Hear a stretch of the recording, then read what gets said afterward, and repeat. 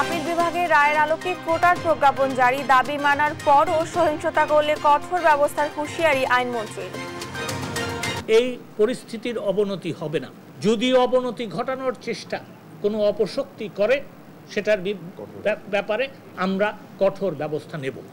আজ খুলছে অফিস, আদালত ও ব্যাংক, চলবে 11টা থেকে 3টা। ঢাকা সহ 4 জেলায় সকাল 10টা থেকে 5টা পর্যন্ত কারফিউ শিথিল। শিক্ষার্থীদের নিরাপত্তা ও আইনি সহায়তা দেবে ঢাকা বিশ্ববিদ্যালয় কর্তৃপক্ষ। হয়রানির শিকার হলে প্রশাসনকে জানানোর পরামর্শ উপাচার্যের।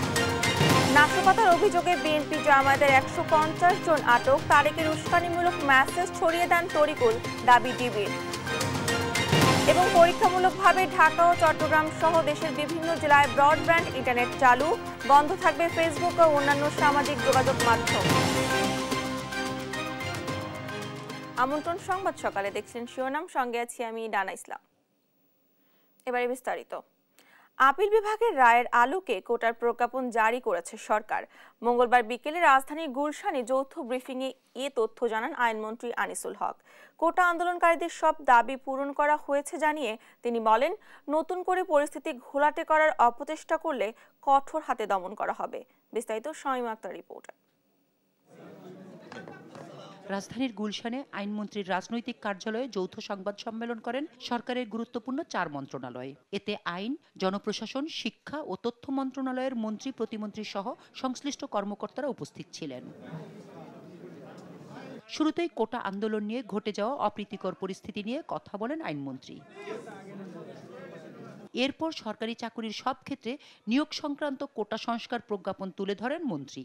এতে 90% মেধাভিত্তিক নিয়োগ, 5% মুক্তিযোদ্ধা, শহীদ মুক্তিযোদ্ধা ও বীরাঙ্গনার সন্তান, 1% ক্ষুদ্র নৃগোষ্ঠী এবং 1% বিশেষ চাহিদা সম্পন্ন ও তৃতীয় লিঙ্গের জন্য কোটা রেখে সরকারের জারি করা পরিপত্র তুলে ধরেন। এটা শুধু কোটা বিরোধী আন্দোলনকারীদের কোটা সংস্কারের আন্দোলনে ছিল না। বিএনপি, জামাত, ইসলামিক ছাত্র শিবির এবং ছাত্র দলের তারা জঙ্গি হয়ে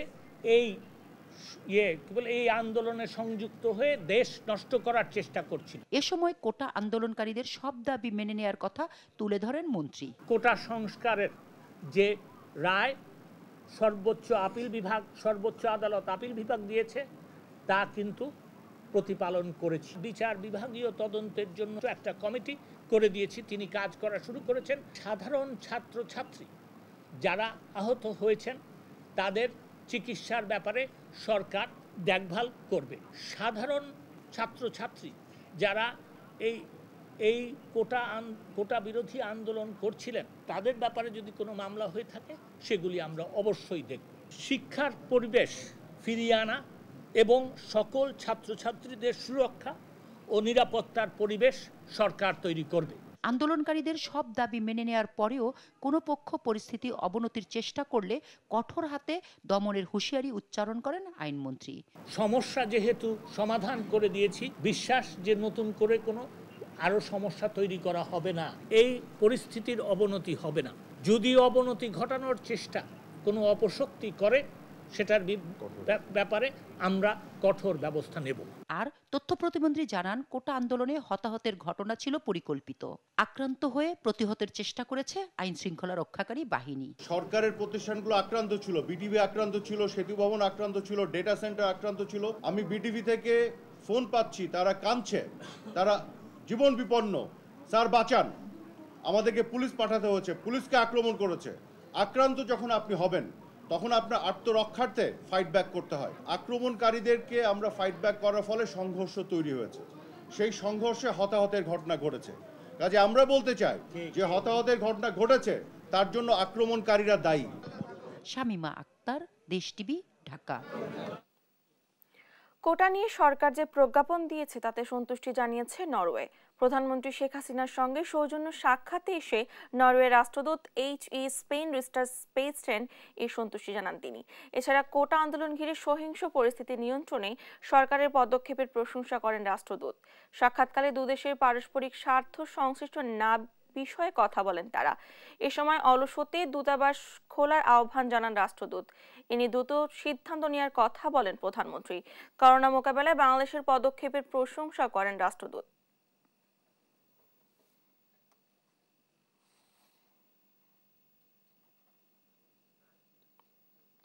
সারা দেশে নিম্নবিত্ত গরিব ও খেটে খাওয়া মানুষের প্রতি সহায়তা বাড়িয়ে দেওয়ার আহ্বান জানিয়েছেন আওয়ামী লীগ সভাপতি ও প্রধানমন্ত্রী শেখ হাসিনা। এক বিবৃতিতে সরকার প্রধান বলেন, চলমান পরিস্থিতি ও কমপ্লিট শাটডাউনের কারণে সবচেয়ে ক্ষতিগ্রস্ত হয়েছেন খেটে খাওয়া মানুষ। এই অবস্থায় আওয়ামী লীগ সকল সহযোগী সংগঠনের নেতাকর্মী ও সমাজের বিত্তবানদের প্রতি ক্ষতিগ্রস্ত মানুষের পাশে দাঁড়ানোর আহ্বান জানান প্রধানমন্ত্রী।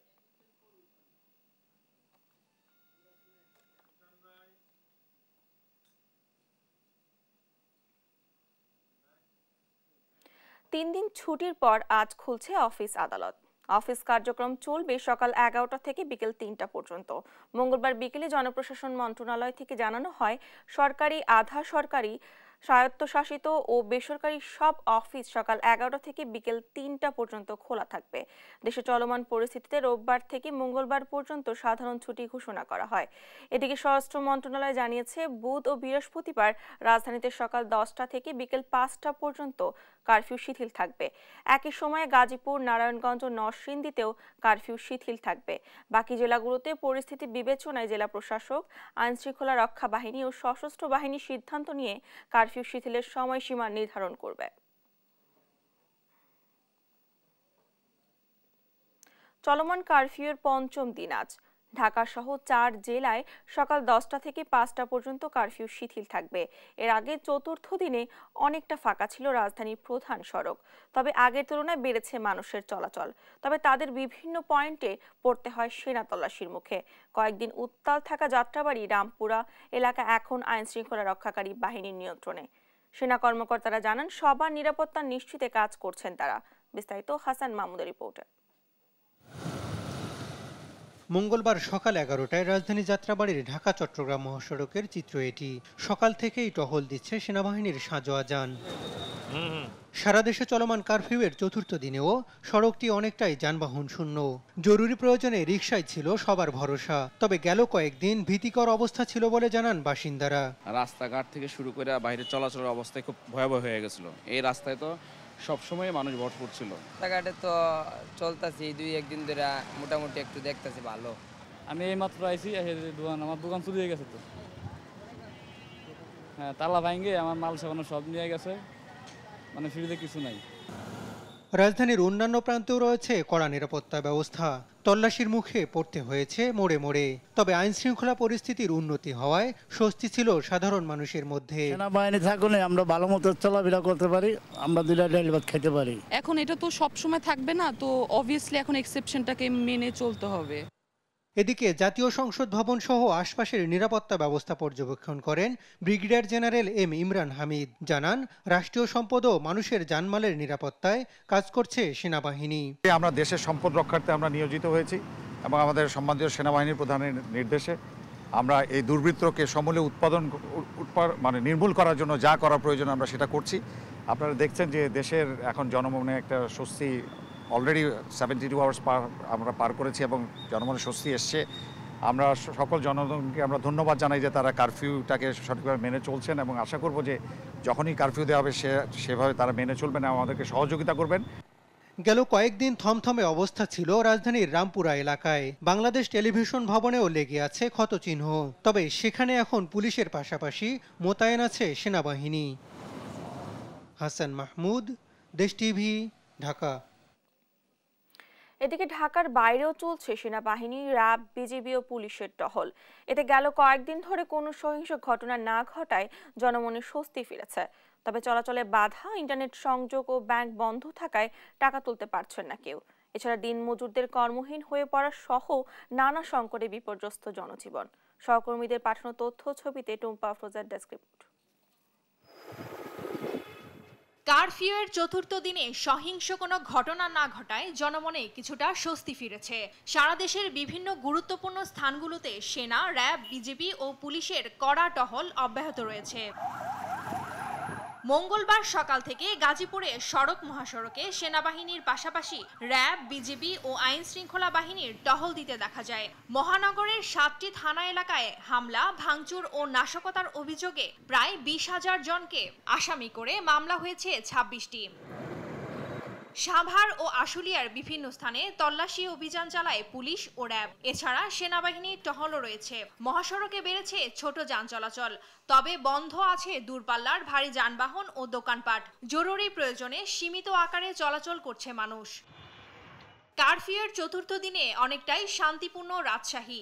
আইন শৃঙ্খলার সদস্যরা মোড়ে মোড়ে চেকপোস্ট বসিয়ে তল্লাশি চালাচ্ছে, তবে অন্য দিনের তুলনায় মানুষের চলাচল কিছুটা বেড়েছে। স্বাভাবিক হতে শুরু করেছে রংপুরের পরিস্থিতি।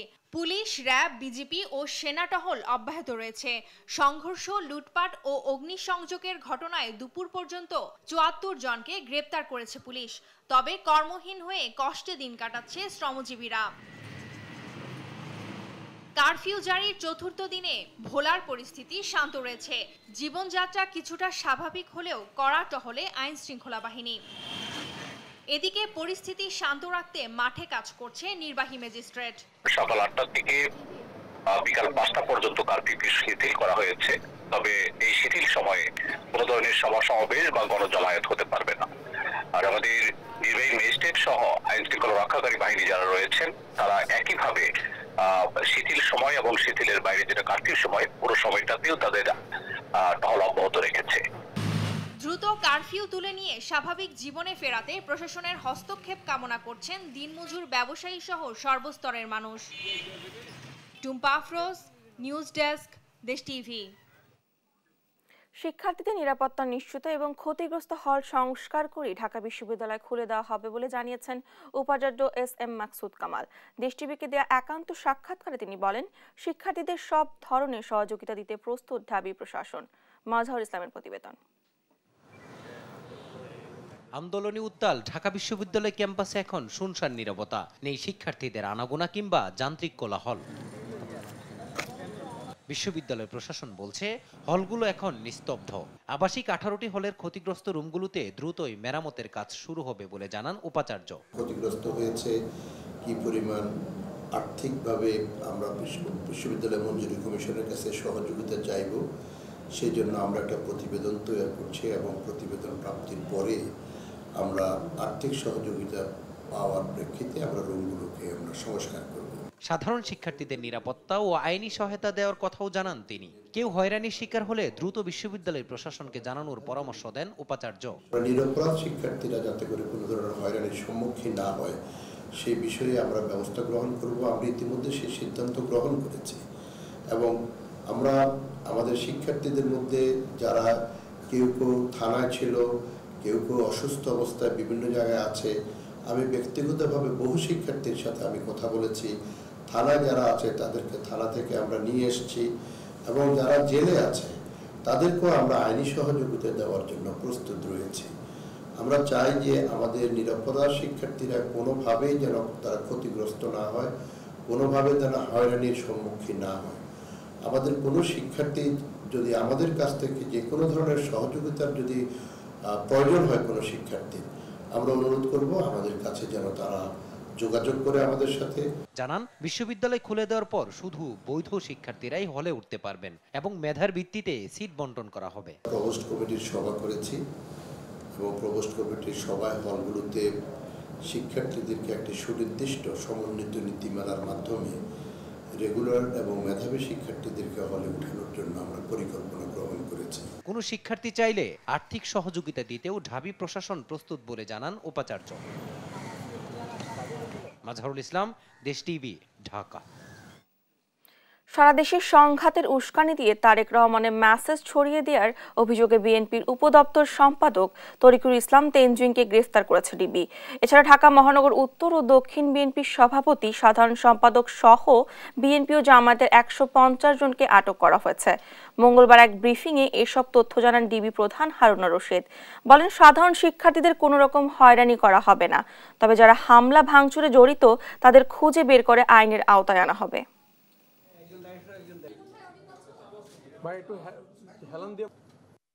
উন্নয়নের কার্যক্রমকে তারা নষ্ট করে ফেলা এবং একটা নারকীয় এবং অরাজকতা সৃষ্টি করে দেশটাকে তারা অকার্য করা তাদের প্ল্যান ছিল এবং সেই কথাগুলি তারা অনেকে আমাদেরকে বলেছে যে তারা উপর থেকে এই নির্দেশনায় পেয়েছে, যদি তোমরা এগুলি না করো তোমরা ঘাতে ছড়িয়ে দিয়ে তোমরা চলে যাও। এ কারণে আমরা অলরেডি কয়েকজন রিমান্ড আমাদের বিশেষ করে সুলতান সালাউদ্দিন টুকু, রফিকুল এবং সালাম এবং ব্যারিস্টার ওসিম, মিয়া গোলাম ফারুক, আমির হোসেন মাহমুদ চৌধুরী, আমিনুল হক, জহিরুদ্দিন স্বপন, তারা অলরেডি আমাদের কাছে রিমান্ডে এসেছে। নরসিংদী কারাগারে হামলা, অগ্নিসংযোগ ও আসামি পালিয়ে যাওয়ার ঘটনা তদন্তে দুটি কমিটি গঠন করা হয়েছে বলে জানিয়েছে স্বরাষ্ট্রমন্ত্রী আসাদুজ্জামান খান কামাল। মঙ্গলবার কারাগার পরিদর্শন শেষে তিনি আরও জানান, ঘটনার পেছনে কারো গাফিলতি থাকলে ব্যবস্থা নেওয়া হবে। ইতিমধ্যে আত্মসমর্পণ করেছে 136 কয়েদি। উদ্ধার করা হয়েছে লুট হওয়া 33টি অস্ত্র। সুমন বাবনের রিপোর্ট, জানাচ্ছেন আপনপু।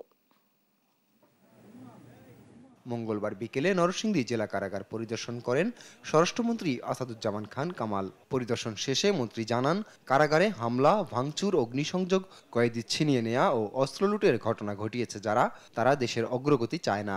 দেশকে একটা বিপর্যস্ত পর্যায়ে নেওয়ার জন্য, আমরা যে দেশটা এগিয়ে গিয়েছি সেইখানে বাধা সৃষ্টি করার জন্য এই সমস্ত আক্রমণ আমরা দেখলাম। কিভাবে এরা মানে এই অস্ত্রাগারগুলি লুট করেছে, জেল সুপারের বাড়ি পুড়িয়ে দিয়েছে এবং এদের জেলখানা ভেঙে বন্দীদের নিয়ে গিয়েছে। স্বরাষ্ট্রমন্ত্রী বলেন, এই ঘটনায় কারা কর্তৃপক্ষের গাফিলতি থাকলে খতিয়ে দেখা হবে। ইতোমধ্যে ঘটনা তদন্তে করা হয়েছে দুটি কমিটি। কেন এই ঘটনাটি ঘটলো, কারো গাফিলতি ছিল কিনা, কেউ এখানে যোগান দিয়েছে কিনা, সেটি তদন্ত করার জন্য এখানে দুইটি কমিটি করা হয়েছে। একটা আইজি প্রিজন সাহেব করেছেন, সেটা হলো 3 সদস্য বিশিষ্ট, একটা মন্ত্রণালয়ের থেকে আরেকটি করেছেন আমাদের সিনিয়র সচিবের নেতৃত্বে করেছেন, সেটা হলো 6 সদস্য বিশিষ্ট একটি কমিটি করেছেন।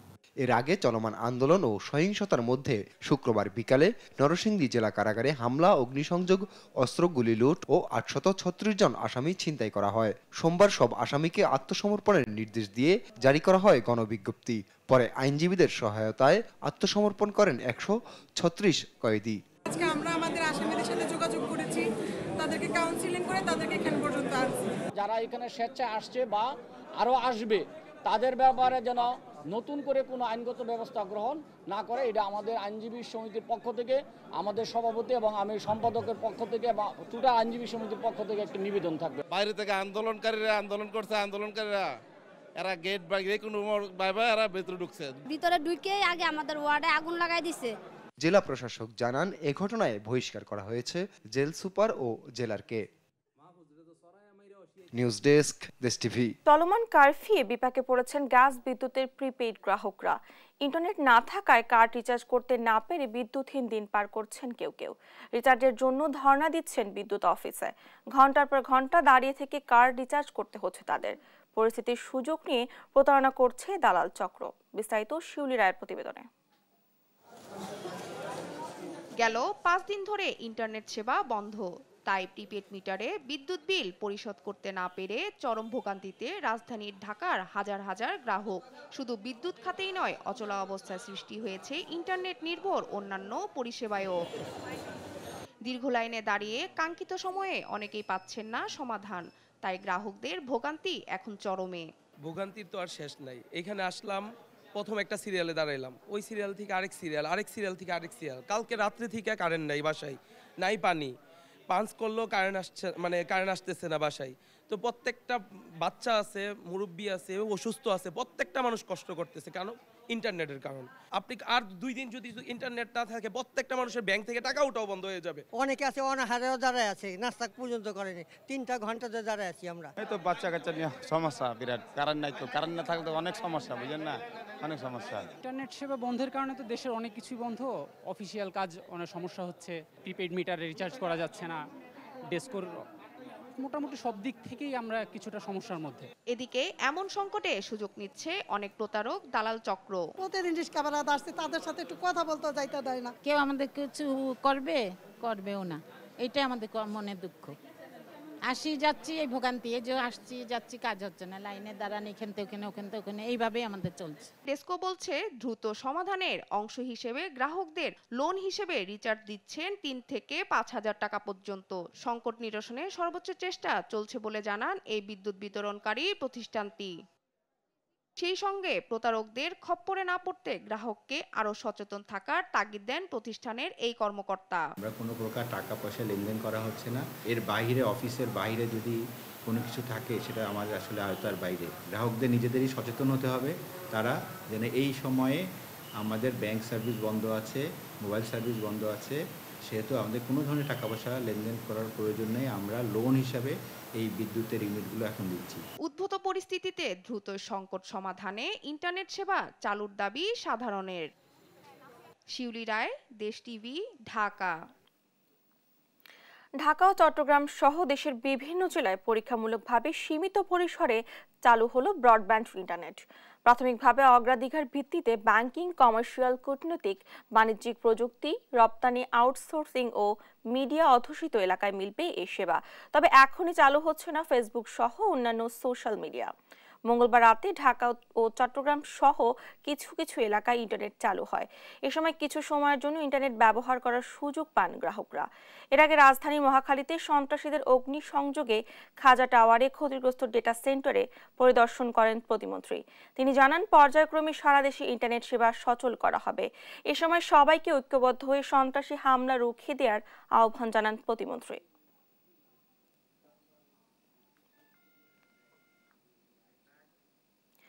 দেশে উদ্ভূত পরিস্থিতিতে বিপাকে পড়েছেন রাজধানীর কারওয়ান বাজারের ব্যবসায়ীরাও। পণ্যের পর্যাপ্ত সরবরাহ থাকলেও ক্রেতা না থাকায় অলস সময় পার করছেন তারা। গেল 2 দিনের চেয়ে পণ্যের দাম কিছুটা কমে এলেও এখনো চড়া দাম জানান ক্রেতারা। বিস্তারিত ইফতেখার রেজার প্রতিবেদনে। সকালে রাজধানীর কারওয়ান বাজার ঘুরে দেখা যায় ব্রয়লার মুরগির কেজি প্রতি 10 টাকা দাম বেড়ে বিক্রি হচ্ছে 190 টাকায়। সোনালিকা মুরগি কেজি প্রতি 20 টাকা কমে বিক্রি হচ্ছে 270 থেকে 280 টাকায়। দরিদ্রের আমিষের যোগান যেখান থেকে আসে সেই ডিমের হালি 50 টাকা। উচ্চ মূল্যের বাজারে সীমিত আয়ের মানুষের কথা মাথায় রেখে পণ্যের দাম নিয়ন্ত্রণে রাখা জরুরি বলছেন ক্রেতারা। মুরগির ব্যাপারটা হচ্ছে আসলে এটা একটা স্থিতিশীল পর্যায়ে থাকা উচিত দামটা, কারণ এটা তো ফিট সবকিছু আপনার ফিক্সড, তো সেখানে এত আপ ডাউন করার তো কোনো প্রশ্ন আসে না। আপনার মুরগির কোনো সমস্যা নাই, মুরগির রেটও ঠিক আছে, সীমিত রেট আছে, এবং কি মনে করেন আপনার বেচা কিনে যদি হইতো তাহলে আমাদের লস আসতো না। এই যে ব্যান থেকে মনে করেন দিনে 10টা বাজে বসে রইলাম, মুরগি বেচলাম মাত্র 2টা, এতক্ষণে আমাদের মনে করেন 100-150 মুরগি বেচা হয়ে যেতে হবে। কারফিউ চলায় বাজারে ক্রেতার সংখ্যা কম। ভোক্তার অভাবে পুরো কারওয়ান বাজারে খাসি জবাই করা হয়েছে মাত্র 2টি। 2 দিন পর আমি আজকে আসলাম বাড়ির থেকে, তাই এসে মনে করলাম যে যাই দিই 2 টাকা সব বেচতে নিয়ে দিই, কোনো কাস্টমারই নেই। আর একটি গরু ভাগ করে নিয়ে তা বিক্রি করছেন কয়েকজন বিক্রেতা। সময় তো আমরা 4 দোকানে আমরা গরু কিনে 6-7টা বিক্রি করি, ক্রেতা নাই ওখানে হিসেবে আমাদের হিসেবে ওই হিসেবে চলতে হয়, যখন যে পরিস্থিতি হিসেবে চলতে হয়। ক্রেতা না থাকায় মাছের দামও কম। অবশ্যই এখন যে পরিস্থিতি কিছুটা বেশি তো মনে হবেই। গত 2 দিনের চেয়ে আজকে একটু দাম কম, কিন্তু বাজারে কাস্টমার কম। বাজারে আলু বিক্রি হচ্ছে 55 থেকে 56 টাকায়। দেশি পেঁয়াজ 105 থেকে 110 টাকায়। সবজির বাড়তির দাম কিছুটা কমেছে, সবজি ভেদে 20 থেকে 30 টাকা পর্যন্ত কমেছে। তবুও বাজার করতে কষ্ট হচ্ছে সাধারণ ক্রেতাদের। কারফিউ শিথিলের পর দুপুরে কারওয়ান বাজার পরিদর্শনে যান বাণিজ্য প্রতিমন্ত্রী। সাংবাদিকদের জানান, বাজার নিয়ন্ত্রণে রাখতে বন্দর থেকে পণ্য খালাস করা হয়েছে। বাজারে সরবরাহ স্বাভাবিক রাখা হচ্ছে। মাঝে মাঝে যে গ্যাপগুলো হয়েছে কারফিউর, এই গ্যাপের মধ্যে এই মালগুলা আমরা রিলিজ করাইছি এবং পরবর্তীতে ডিসিদের মাধ্যমে আমরা পরিবহন করে আমরা এই হোলসেল মার্কেটে নিয়ে আসছি। বিশেষ করে কাঁচামরিচ, পেঁয়াজ নিয়ে উঠছিল বাজারে। আমরা আজকে পেঁয়াজ, আলু, কাঁচামরিচ পর্যাপ্ত পরিমাণে সরবরাহ আপনারা নিজেরাই দেখেছেন। জেলায় জেলায় পণ্য সরবরাহ নিরবিচ্ছিন্ন রাখতে স্থানীয় প্রশাসনের সাথে যোগাযোগ রাখছে মন্ত্রণালয়। এ সময়ে চালের দাম বাড়বে না বলে জানান বাণিজ্য প্রতিমন্ত্রী আহসানুল ইসলাম টিটু। আমাদের সাধারণ মানুষ কোনো সময় কষ্ট পাবে না। ইফতেখার রেজা, দেশ টিভি, ঢাকা। দেখছেন সংবাদ সকাল।